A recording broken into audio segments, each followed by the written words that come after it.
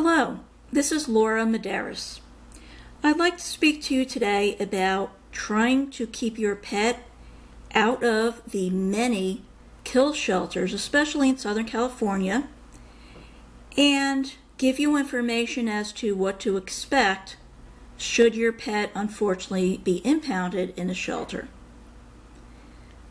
Unfortunately, many people do not have a collar with a current phone number ID tag on their pet.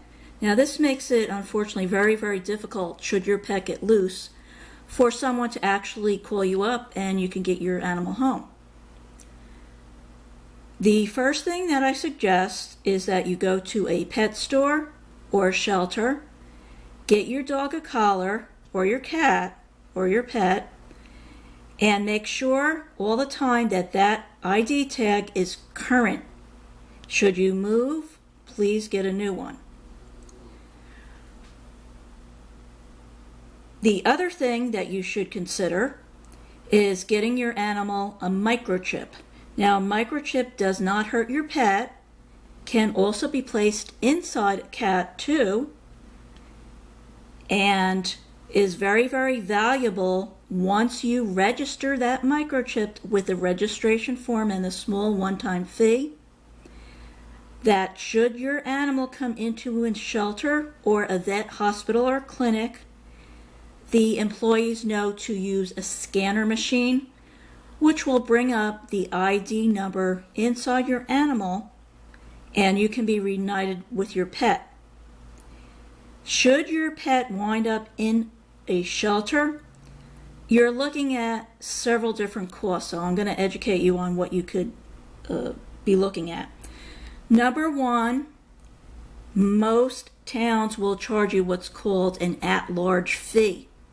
What that basically means is that your animal was running loose, and they usually have to have an animal control person come out to your house or to pick your animal up and bring your animal back to the shelter. The second cost will be for shots, only because the shelter personnel are not aware if your animal has current shots, and that would include usually a 5-in-1 shot, which prevents two dangerous, contagious, life-threatening diseases. Those are distemper and parvo. Now, very sadly, this dog who I'm showing you right here died from parvo. He was impounded into the shelter, very cute little boy. Most residents do not know that you are supposed to get shots for your animals starting at 2 months old. Now call your local clinic or vet hospital and ask them for what the schedule should be. If your animal does not have these shots, it is extremely risky, not only to your animal because they can die from distemper and parvo, or if they're in the shelter, they can actually transmit that disease, and other animals unfortunately might die who are in that same kennel with your pet. Now, some of these shots people don't realize have to be given yearly. There's also a rabies shot. Your dog or your cat or pet should have a yearly license. That license is given to you from your town shelter, and in order to obtain that, you need a current rabies shot. And usually they're only anywhere from $10 to $20 a year. After the first year, once your pet has had that, you can also get a 3-year rabies shot, and that'll save you a couple dollars on a 3-year license. Now it's great because if you put that tag also on your dog's collar and your animal gets loose and for some reason your phone number's not on the other tag or the other tag isn't there, somebody could still call your city or town with a rabies license ID number that's on that collar and still get your animal back to you. Because if you register that license every year, the shelter does have your correct information. They will contact you usually by mail to renew it each year. Now, the other thing that you would be charged for should your animal be impounded is a spay or neuter charge. And most people, this is the main reason why a lot of animals die in shelters. Owners can't afford to get them out. And it's usually the bigger dogs where their spay, which is for a female, or their neuter for a male, is sometimes costly. I can't tell you how many animals I've seen unfortunately died because their owners did not have money to get them out of the shelter. Now, your cities and towns should be letting you know this information, and unfortunately, most of them do not. They have websites, they have newsletters, they have different avenues they could use, but they choose not to. Now, also, another way to get your pet back is called a microchip. If your animal's impounded, was running loose, was brought into the shelter, they're usually going to require you to also pay for that microchip. And it's not usually a lot of money. There are two main companies. One is Avid, that's AVID, and that would give you a blue ID tag to put on your animal's collar. Do not put these in a drawer somewhere.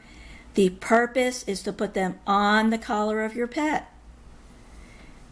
They are identifying markers. Now think about this also. If your pet is injured, if your pet is scared, the staff personnel at the shelter might not be able to get close enough to scan your animal for a microchip. If your pet's wearing that yellow collar for Home Again or that blue collar for Avid, they definitely know that your animal has a microchip inside of them. That can hook you up. The longer your pet is in the shelter, the more money it's going to cost you. And that's another cost which gets added up every single day that you don't go to the shelter and get your animal. This is another dog who came in with 3 other animals and very sadly also died from parvo.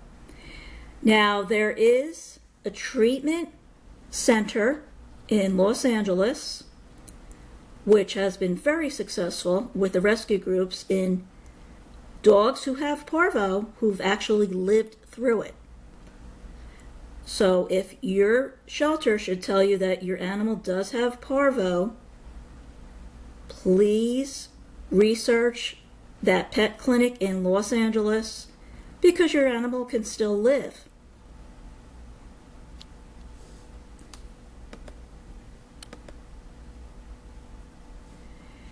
Now, a lot of times your animal might be running loose for a very long time and might actually sadly look like this. Now, this poor gal, luckily, one of my main functions as a volunteer was I collected and donated for haircuts for these animals, and now they look really good once they were groomed.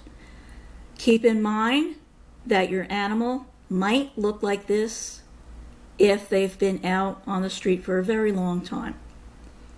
To search for an animal who is lost, your main focus should be on a website called PetHarbor.com. That's PetHarbor.com. Each of the main towns usually have their animals listed on there. It's 24 hours a day. There's a section for animals that are available for adoption and also animals that came in lost. Look there at the beginning of every hour because that's usually when most of the shelters have their records updated. Continue to look there. If you see your animal listed there and it looks like your animal, immediately call the shelter. Leave a message if they don't answer with that animal's ID number so that they know not to put that animal to sleep. Keep in mind, most of these kill shelters do not give anyone a heads up that they are going to be putting animals to sleep. If you're working and you cannot get to that shelter, you have got to communicate with them that it could be your animal.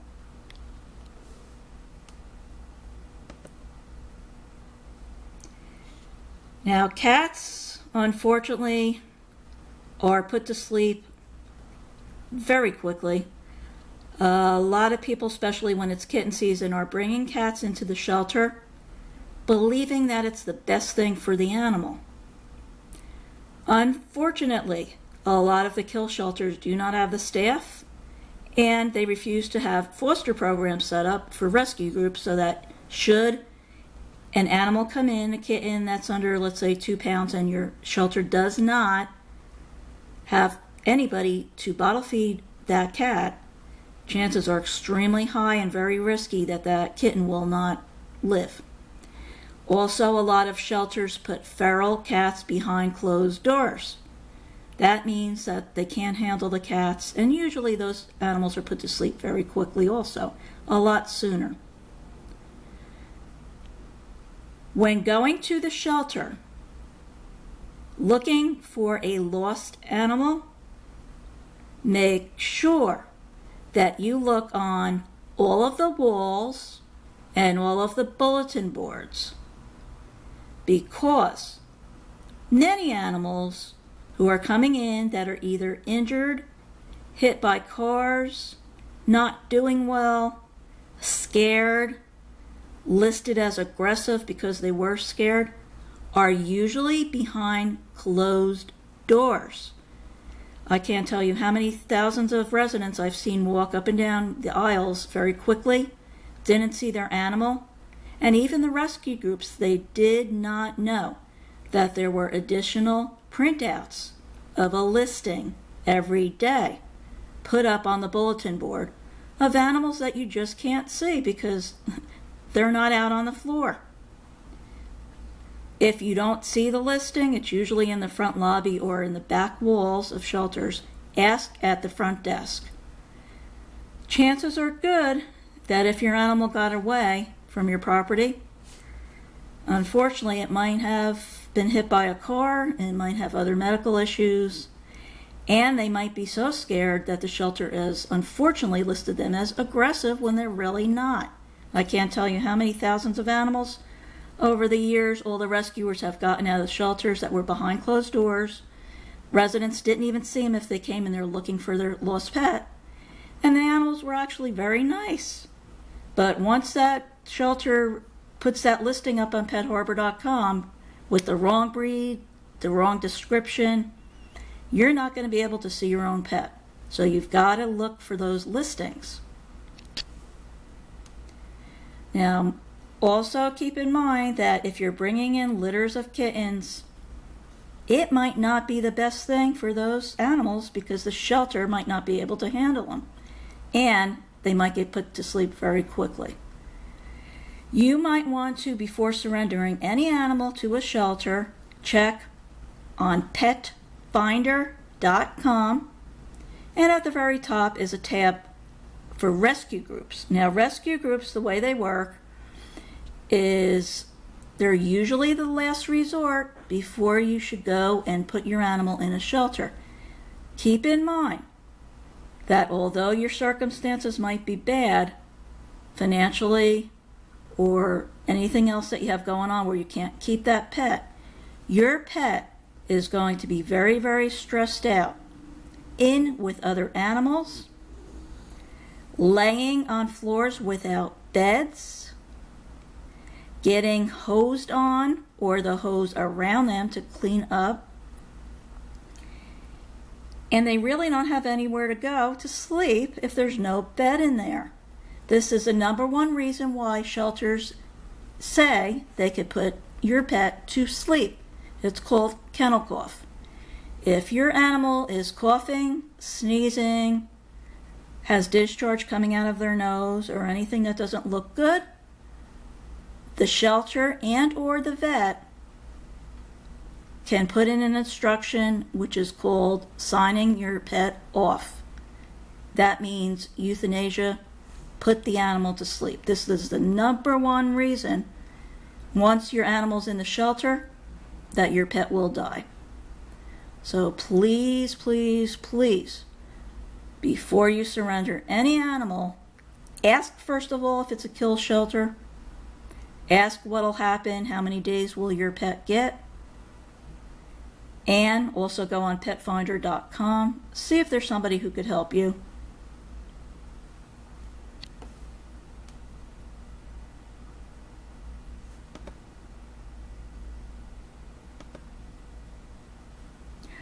Also keep in mind that should your animal be very stressed, antsy, and scared,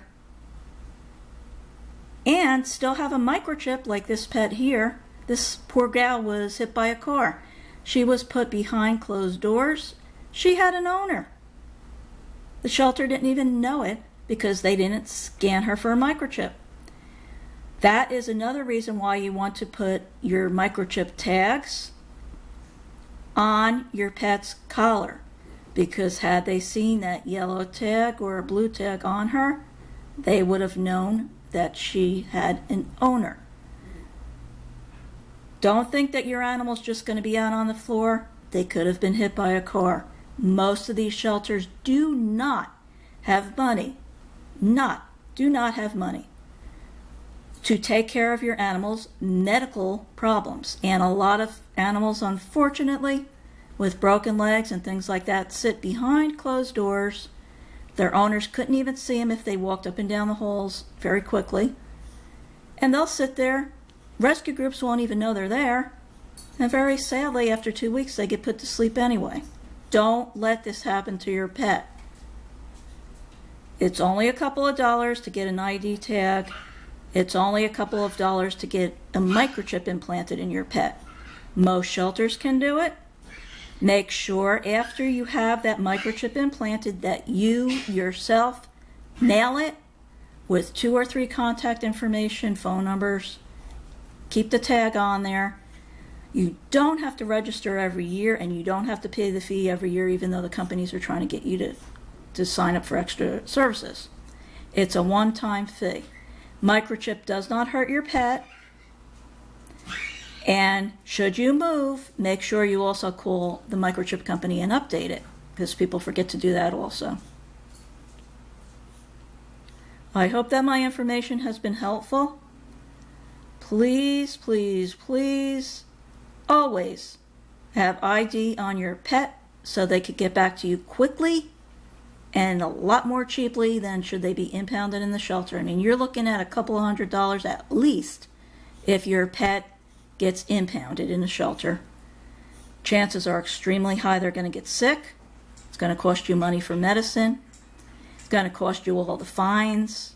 They're going to revaccinate your animal if they just had current vaccines. They don't care. And at the end of the day, why put your pet through this? It's only a couple of dollars for a tag. Please put it on there. To find out more information, because I post every day, please go to my Facebook page, Laura Madaras, LauraMadaras.